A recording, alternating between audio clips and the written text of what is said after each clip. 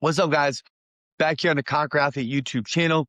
And on this video, I'm talking about individual differences in training and adaptation. Because one of the biggest mistakes that people make in training is assuming that if something works for one person, it should work the same for everybody else. And that's just not how adaptation works. Two athletes can do the exact program, the exact percentages, the exact same conditioning pieces, the exact same volume, and get very different results. One athlete gets fitter, stronger, becomes more resilient. The other might get beat up, feels flat, they stall out, and they start underperforming. Why is this? Because training is not just about what is written on paper.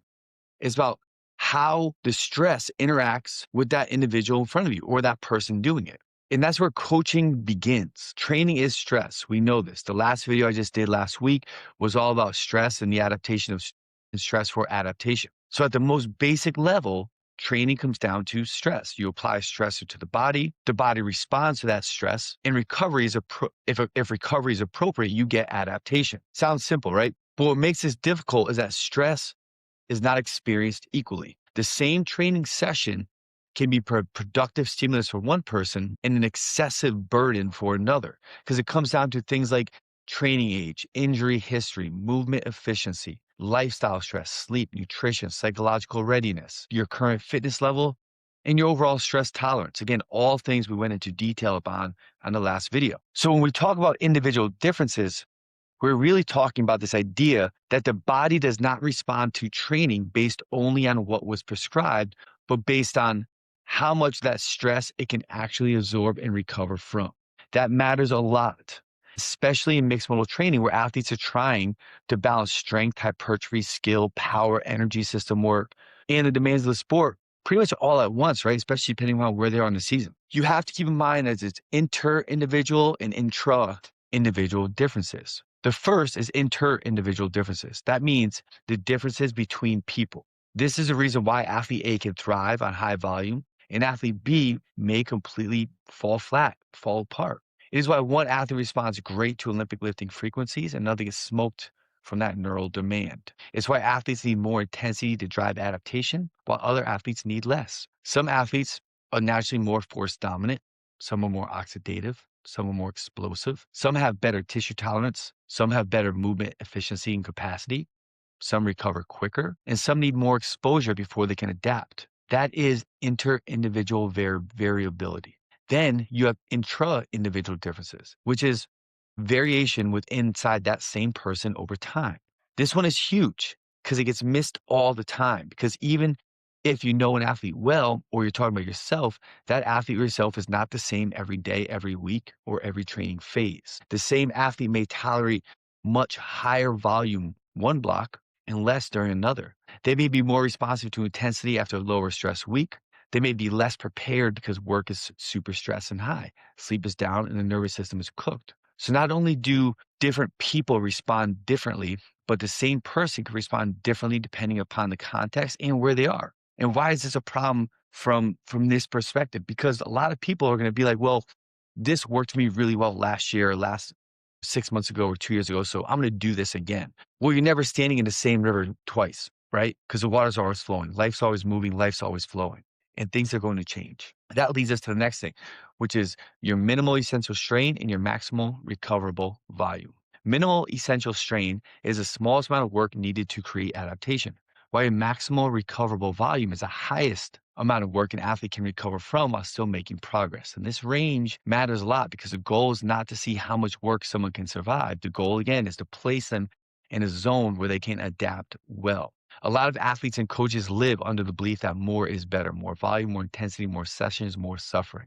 But more is not always better if the athletes can't actually recover from it. If they can, then yes, it is better for them. If you're below the MES, minimal essential strain, you may not be providing enough stimulus. If you are beyond your MRV, your maximal recoverable volume, then you're just accumulating fatigue faster than the athlete can manage. And the tricky part is this. The minimal essential strain and your maximal recoverable volume are not fixed. They change based on the athlete, the training phase, the goal, life stress, nutrition, sleep age, training history, and readiness. One athlete's optimal volume is another athlete's excessive volume, and one athlete's productive week might be another athlete's deload week. This is why understanding the athlete matters more than being married to the program.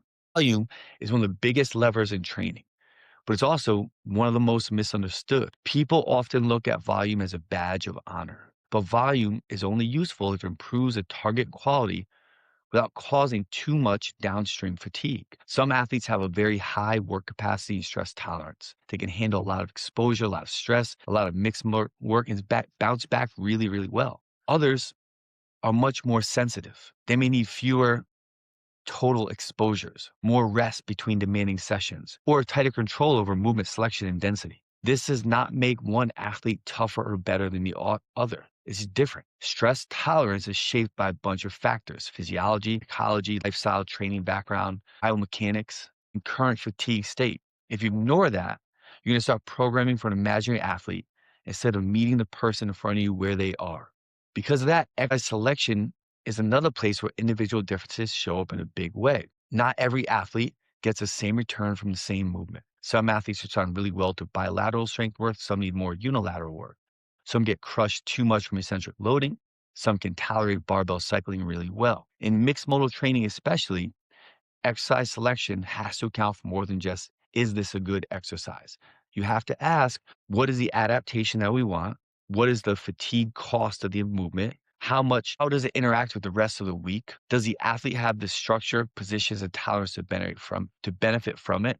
And is there a better option that gives us the same stimulus with less unnecessary cost? This is where coaching really becomes a science and art form.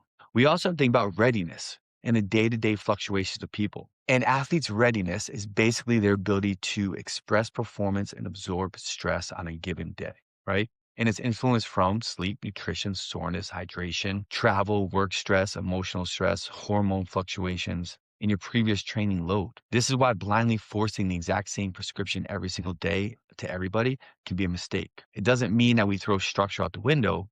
It means we coach the structure through the lens of the athlete's readiness. Some days an athlete can push. Some days the smartest move is to scale load, reduce volume, bring that needle down. Coaching in individual differences is about knowing when to throttle up and throttle down, or when to stay level, stay where we are. This matters a lot for mixed modal athletes. This gets even more important here when we think about CrossFit, High Rocks, MMA, anything that's involving multiple athletes within inside the sport's demands.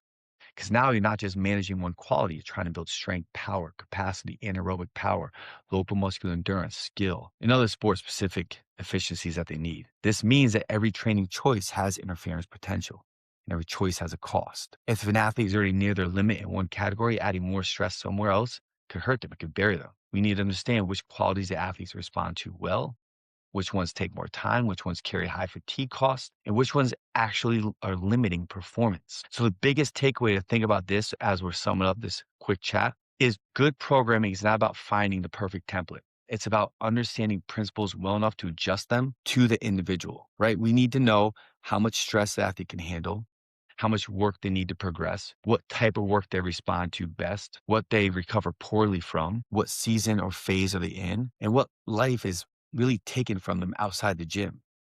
Because adaptation is always individualized. The best coaches are not the ones who just write hard programs. They're the ones that can identify what the athlete actually needs, apply it right, and apply the right dose, and adjust as the athlete changes. So in closing, we could talk about individual differences in training adaptation, but what we're really saying is this, right? Training works through stress, but stress only creates progress when it is dosed correctly for the individual. The more we understand this, the better we can coach and program for the people in front of us. See you guys on the next one.